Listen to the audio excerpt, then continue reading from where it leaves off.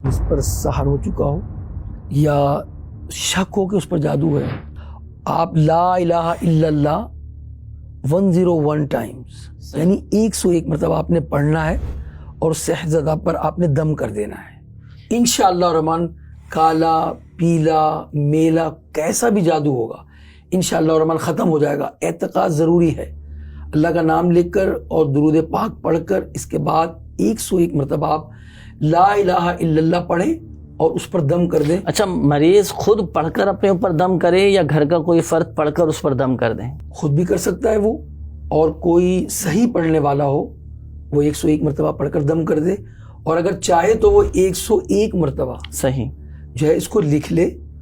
بہتر تو یہ کہ زعفران سے لکھے، صحیح، ٹھیک ہے نا، اور زعفران سے لکھ دے اس کو 101 مرتبہ، اور اس جس پر جو لکھا گیا ہے لا الہ الا اللہ اس تعویذ کو پانی میں ڈال دے، اس کا پانی پیتا رہے، ورنہ اگر زعفران نہیں ہے تو اینک سے لکھ دے۔ اچھا، لکھنے میں بھی کچھ احتیاطیں کرنا پڑیں گی، کچھ خیال کرنا پڑے گا اس؟ جیسے ہاں ہے صحیح تو اس کو آپ نے بند نہیں کرنا، کھلا رکھنا ہے۔ صحیح، اس طرح لا الہ الا اللہ میں اس میں جلالت پر جب بھی اللہ کا نام لکھیں گے آپ تو آپ تجدید لگائیں گے صحیح، اور اس پر کھڑا زبر بھی لگائیں گے۔ صحیح، اس بات کا خیال کیجئے گا۔ صحیح، اور ایسے عروج جیسے ہا وغیرہ آتا ہے یا میم آتا ہے تو آپ اس کو بند نہیں کریں گے، کھلا رکھیں گے آپ اس کو۔